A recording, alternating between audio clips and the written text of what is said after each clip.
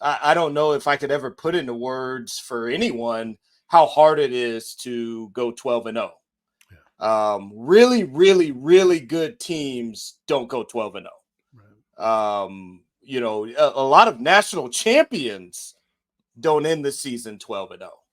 It's hard to win 12 football games, man. Just to think about this team, I remember last year, Tom, you and I, at some point in the season, kind of looking at each other and going, hey, this is a good team. Like, we have a good team. Yeah. Like, this is cool. Like, we have an actual good team. Like, there's not any surprises around the corner that are like, oh, dang, we suck again. Oh, no, we suck again. Like, it's like, no, this team is good. Like, we have a good team. But we still even had some apprehension, like what's around the corner. And actually, there was a buzzsaw around the corner, a close Wake loss, a close Clemson loss, I think at home last year. And so it was like we still hadn't quite completely turned the corner. Well, we are completely around that corner and full speed. We're 100 miles an hour, and everybody's sort of in our rear view. That's a cool thing, man. It's hard to believe. It's exciting as heck, and just appreciate it. Appreciate all the things, all the moments, the good and the bad, all of it. It's just great. D-Rob, I was going to ask you. So, watching that game last night, how worried were you the way it started, and how good did you feel when they got that touchdown before the half? I was incredibly worried, even after the touchdown. Really? And I'll tell you why. Is the swamp is different. The swamp is different. It is I literally, I feel like I get this question, or I'm in this conversation once a month. Playing at the swamp is a completely different experience. And so a backup quarterback coming in any game is a tough position to be in. You getting your first start in the swamp is just, you want to talk about a whole bunch of different factors that you cannot prepare for. That is it, man. The swamp at night, that place is bumping. I absolutely loved playing at the swamp. I still think I wanted to go. I almost went to the game yesterday, just because I love that place. I mean, the hate, the absolute hate that they have for us. And you can feel it on the field. You can feel it, the daggers that are being shot. And I love that. Like, I love that. But that's incredibly hard for a kid to come into his first start at quarterback for a 11-0 team. There are so many factors. But yes, I was legitimately concerned. Any rivalry game, I'm gonna be concerned. A rivalry game on the road, I'm gonna be doubly concerned. A rivalry game on the road with the best, with your heart and soul, the reason why your program has returned being gone, and a backup quarterback in his first start, the amount of concern is off the charts. And on top of that, they kept getting put in terrible situations. Yeah. And then put your guy on the 5-yard line, then put him on the 10-yard line to start a drive. It was. It's sort of like anything that can go wrong did, in terms of like what you would want to happen for, I'm thinking as a coach, I'm going, okay. And I heard you even say this, we scripted, I'm sure a bunch of those plays were scripted. They're not scripted to be on the 10. Right. They're not scripted to be on the 5. We're thinking we got to stop. They started with the ball on the 20. They punt it to us. We're starting on the 35 at worst, maybe the 40. You're not scripting thinking, hey, we're going to be backed up with our new guy, to start his, to get his start here in the swamp. And so, yeah, it was, there was a lot of things that had me really not feeling very uneasy. It felt like the score at half was nowhere near indicative of like what was going on. Like, not even close. It's like, do not look at that scoreboard, man, because this thing, you know, hold on for the second half. You know, hold on to your britches on what might happen. Adam Fuller has absolutely won me over. I was not completely on board with him last year. I thought the LSU game, I thought he called a really bad game, and we got really lucky, to be honest. Defensively, that second half, I thought we were really bad. We were playing 2-man with the running quarterback, and I didn't think, you know, last year I didn't think the kid, Jaden Daniels, I didn't think he could throw the ball. He certainly figured that out. He's freaking lighting up the world. But I thought I didn't like our plan versus him last year. And so I was really skeptical on Adam Fuller a lot of last year.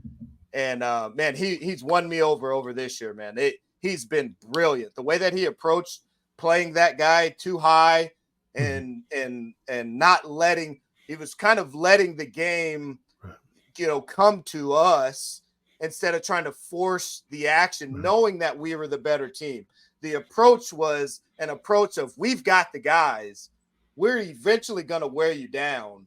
You're not going to be this amped. You know, it was a great rivalry game sort of approach when you know your team is better, when you know that your guys are better, and you know you have a backup quarterback. Because if you play too aggressively and one of those balls spit out and they bust a 60, 70-yard run, you know, ATN or one of those guys, you're in big trouble.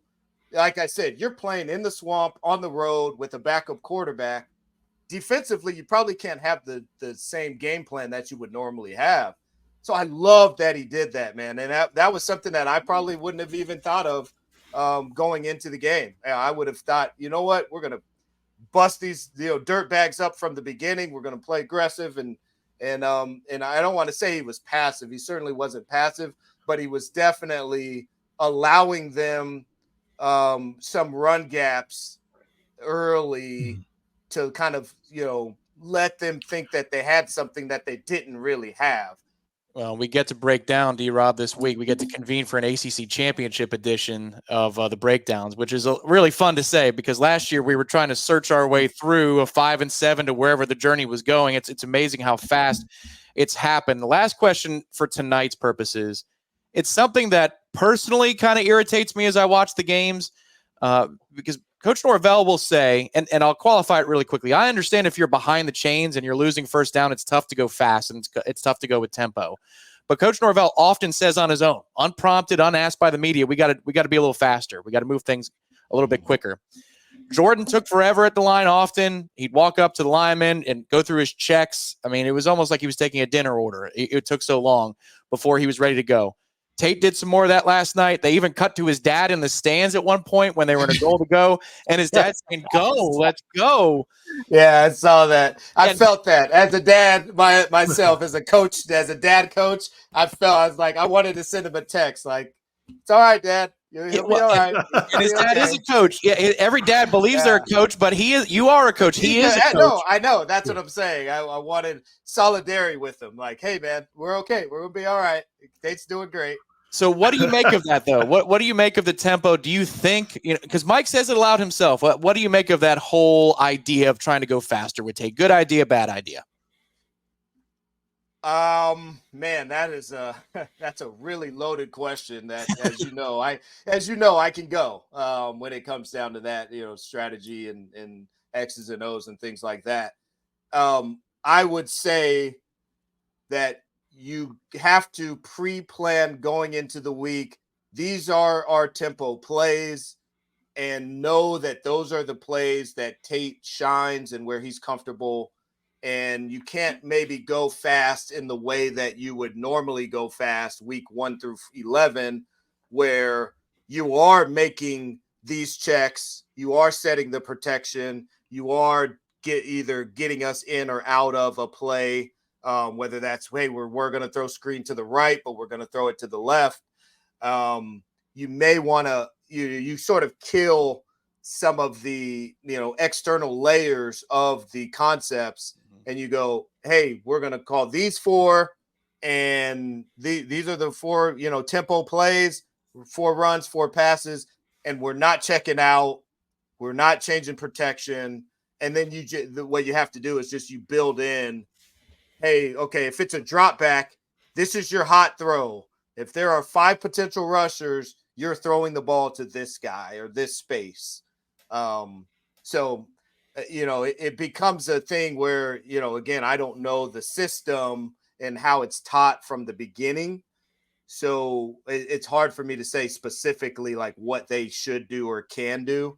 But there has to be some sort of, understanding of, hey, this is our tempo package and this is what we're going to do. I wouldn't leave it open to, we're just going to go fast and have the whole playbook to go fast, which with Jordan you would have, which is why with Jordan, even when they're trying to go fast, a lot of times you see him making changes and making checks because they've given him the freedom to get them in and out of plays, even when they're going fast.